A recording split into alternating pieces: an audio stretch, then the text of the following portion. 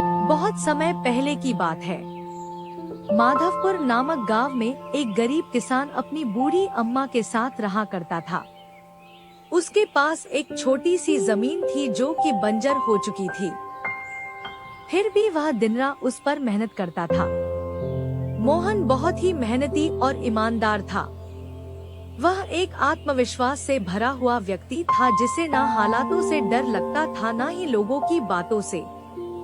हर दिन सूरज उगने से पहले ही वह उसी आत्मविश्वास के साथ उठता और अपने खेत की ओर बढ़ता जहां सिर्फ बंजर जमीन थी, लेकिन उसके सपनों की हरियाली छिपी हुई थी। उसे यकीन था कि एक दिन उसकी मिट्टी उसे जरूर जवाब देगी, सोने जैसी फसल बनकर। ओ बेटा मोहन, तेरे लिए मैंने जमींदार से बात कर ली है। वो तुझे अपने पास काम पर रख लेंगे। तू भी जाकर उनसे एक बार बात कर ले बेटा। अब हमारे बस की बात नहीं रही। कम से कम वहां रहकर तू अपना गुजारा तो कर पाएगा। मुझे तेरा बहुत ख्याल है मोहन, इसलिए यह कदम उठाया। जाकर बात कर ले, सब ठीक हो जाएगा।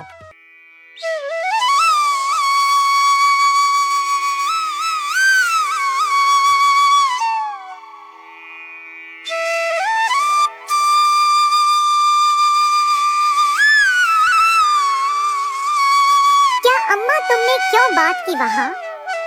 मैं नहीं जाऊंगा। हमारा खुद का खेत है तो मैं दूसरों के पास क्यों काम करने जाऊं? मैं गरीब सही मगर खुददार हूँ। मैं अपनी मिट्टी में पला हूँ, उसी में पसीना बहाऊंगा। चाहे जितनी भी मुश्किल हो अम्मा, मैं अपनी ही जमीन पर मेहनत करूंगा। किसी और की नौकरी नहीं करूंगा। अरे मोहन, उस बंजर जमीन में क्या उगाएगा तू? वो जमीन अब बिल्कुल बेकार हो गई है बेटा। ना उसमें नमी बची है ना जान। तू अपनी जिंदगी यूं ही जाया कर देगा। उस जमीन को संवारते संवारते मैं जानती हूँ तेरा हौसला बड़ा है, पर बेटा हौसले से पेट नहीं भरता। तू मेरी बात मान ले। वो जमींदार कम से कम तुझे रोज की रोटी तो देगा। अपनी जिद छोड़ दे बेटा। तू थक जाएगा पर वो जमीन कुछ नहीं देगी तुझे। अरे अम्मा, तुम बेकार में ही इतनी परेशान हो रही हो। देखना, एक दिन मैं उसी जमीन से सोना निकालूंगा। यह जमीन ही हमारी सबसे बड़ी ताकत बनेगी।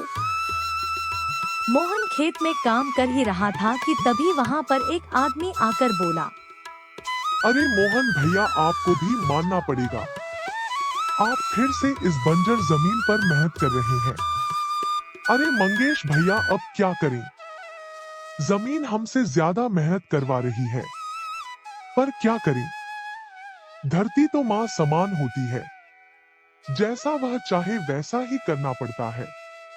कभी सख्त हो जाती है, कभी चुपचाप सब सह लेती है, कभी बीज को छुपा लेती है तो कभी उसे जीवन दे देती है।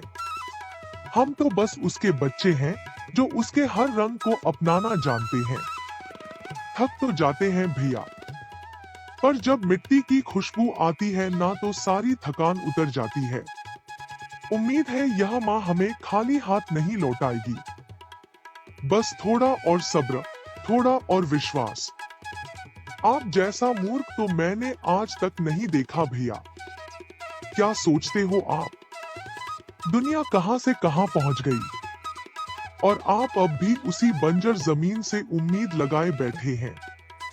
मोहन के पास उस आदमी की बातों का कोई जवाब नहीं था। वह वहां से अपने घर चला जाता है।